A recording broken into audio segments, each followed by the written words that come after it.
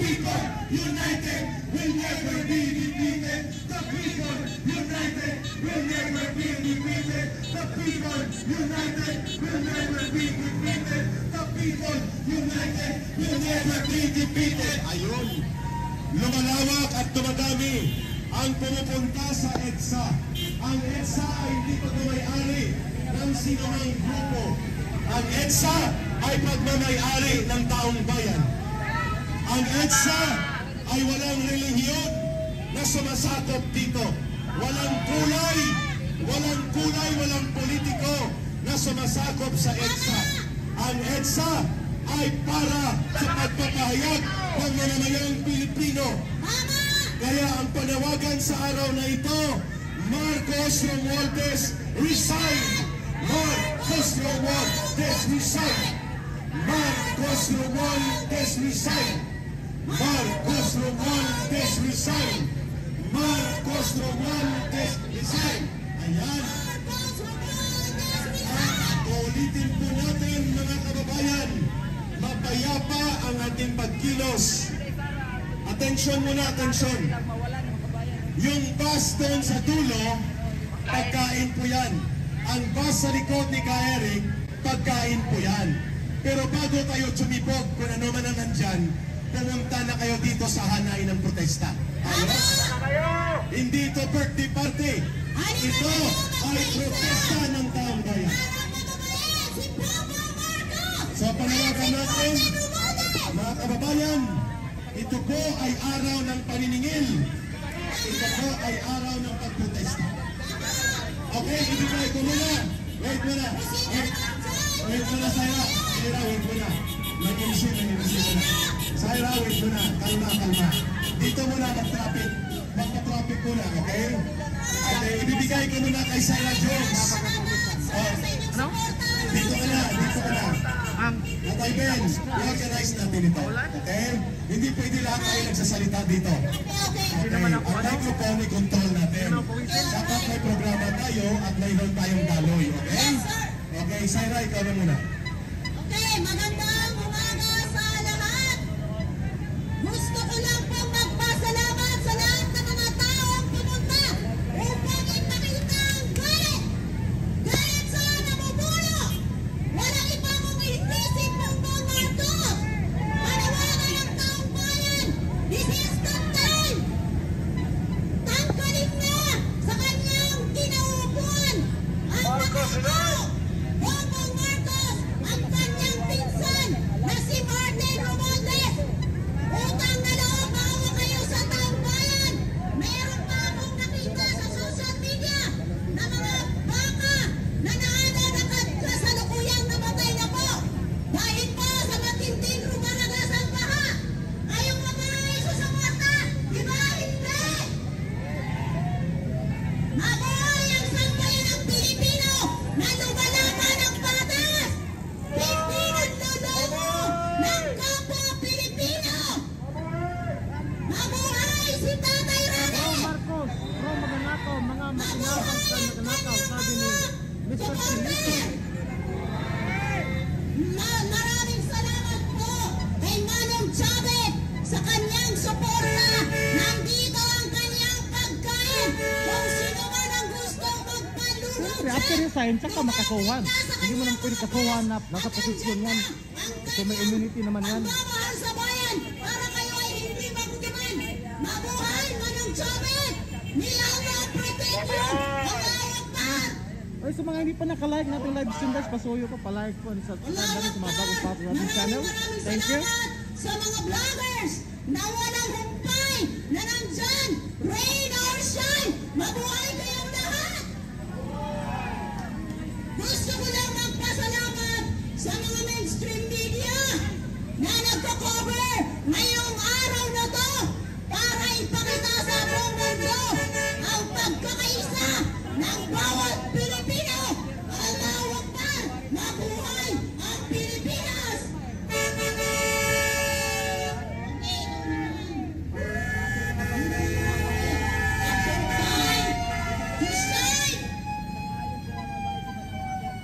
Corruption nga, BBM resign. Okay, kasi may ano to eh. May high blood. Bakit pinaparesign? Dahil sa korupsyon. Ganon yun. Kasi galit tayo. Bawal Alright, go lang. Tatay Ben, wait muna, wait. Para alam po ninyo, ang MMDA gusto niyang palisin ang bus na may dalang pagkain. Ang sabi ko sa kanya, kung gusto mo, iharang na namin sa gitna ng kalsada. Wait muna, Tatay Ben, wait muna. Kalma. Kung hindi sila magre-respeto, nakapagilid ng bus, at tarantado pa itong opisyal na ito ng MMDA hindi magpakilala, gusto daw niya kumpiskahin ang bus na nagdala ng pagkain. Anong gusto nila? Iharang natin? Iharang nito. Nag-coordinate na kami sa polis. Iharang. Polis. Ayaw nila. Ayaw nyo talaga na mapayapa na pagdilos. Tarantado talaga. Kayapa tayo rito. Hindi ba kayo pintado ng Panginoon ako? Putang ina. Ano ito? Magpuputang ina tayo dito? Nag-coordinate kami sa ground commander. Ang MMDA gusto pa rin paalisin ang bus. Putang ina. Paalisin nyo si Marcos! Paalisin nyo! Tarantado.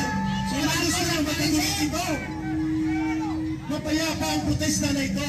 Tinagatungan nyo na magkagulo. Gusto nyo i-occupy namin talaga ang kalsada. Sige. Hindi pwede yun. Makinig kayo, ang sabi ng pulis, binibigyan kami ng lane na ito. Pero mamaya alauna, 30,000 ang tao dito. Yan. Anong ibig sabihin, aristuhin nyo? Tarantado. Di ba? Alam niyo, Nag-coordinate kami. hindi kaya kayo. Ha? Kayo, ang may pinakamalaking ghost project, correct? Dito sa Metro Manila, correct? Bilyon-bilyon. 100 billion. Bilyon-bilyon ang taon ninyo. Tapos, haharangan nyo ang protesta ng tao. Sweldo nyo galing sa taong bayan.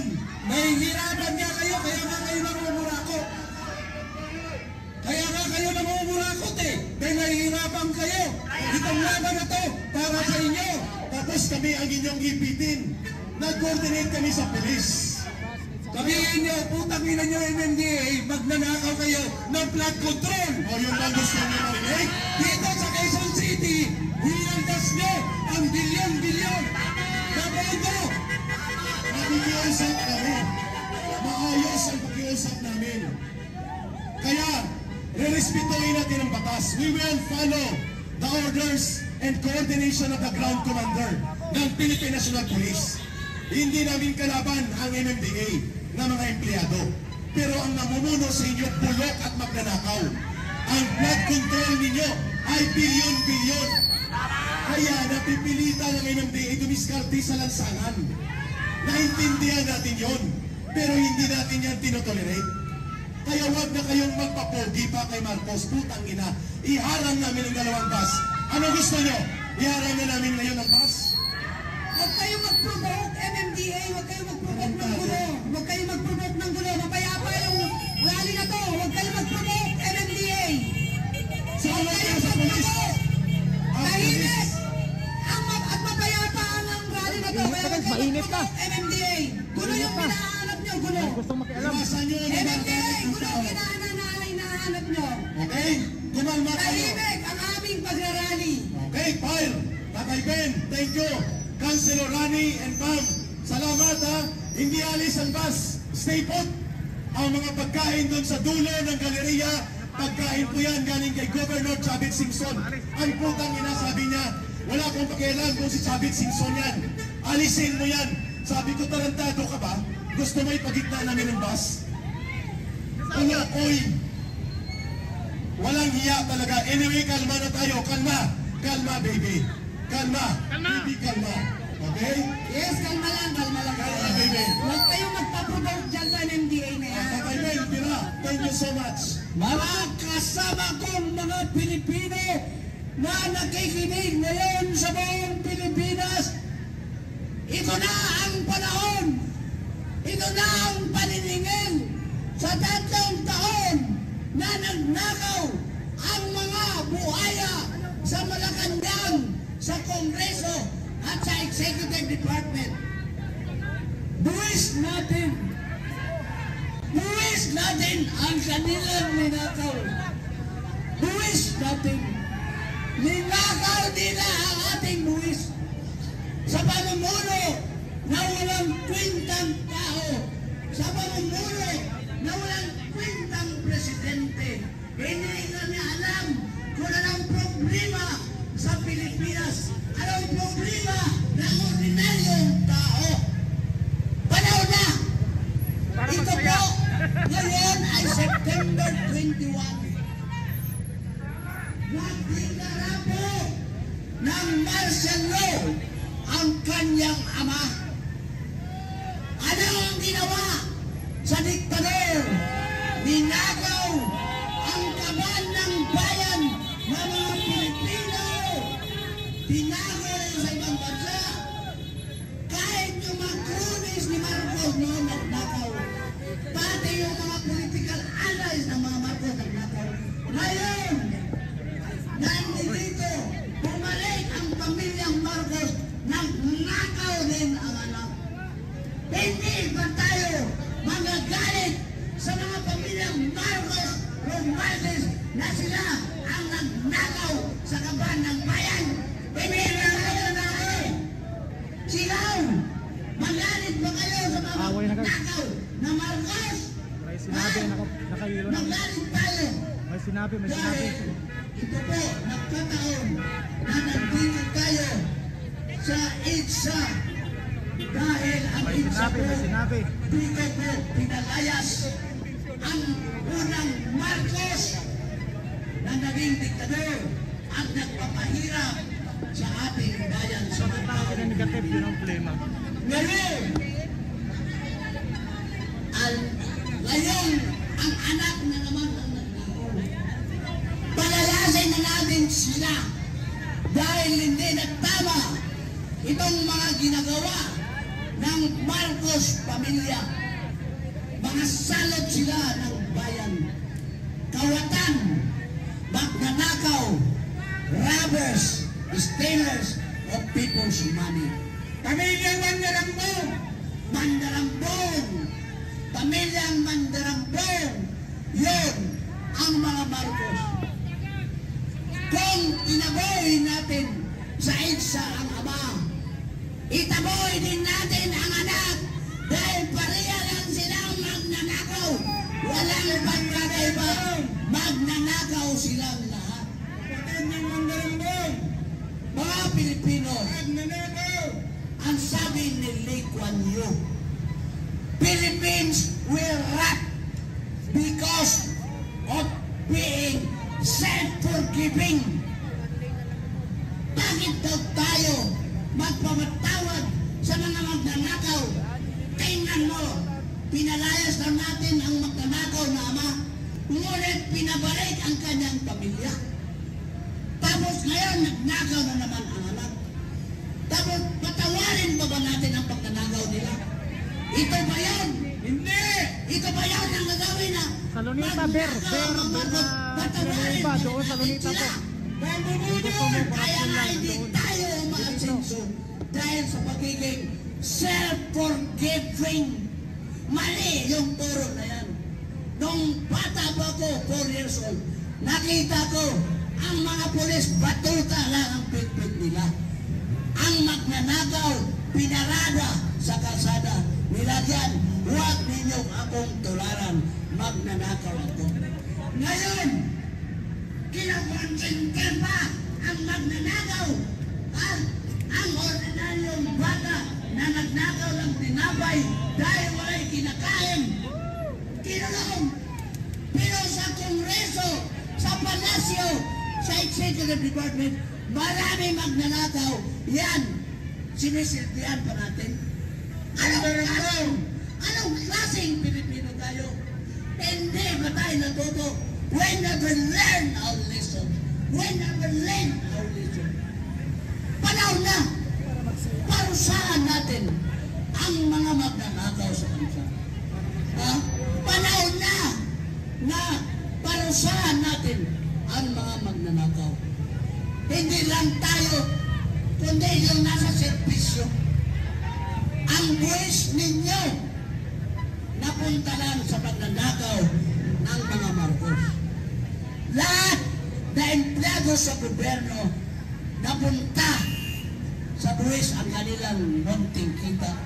Ngunit pagdating sa treasury ng gobyerno, ninakawan ng mga Marcos, ng mga Romualdez, ng mga Saldico, at mga alipores na congressman at senador, mga gobernador, mayor, barangay captain, lahat nagnakaw sa ating buwis.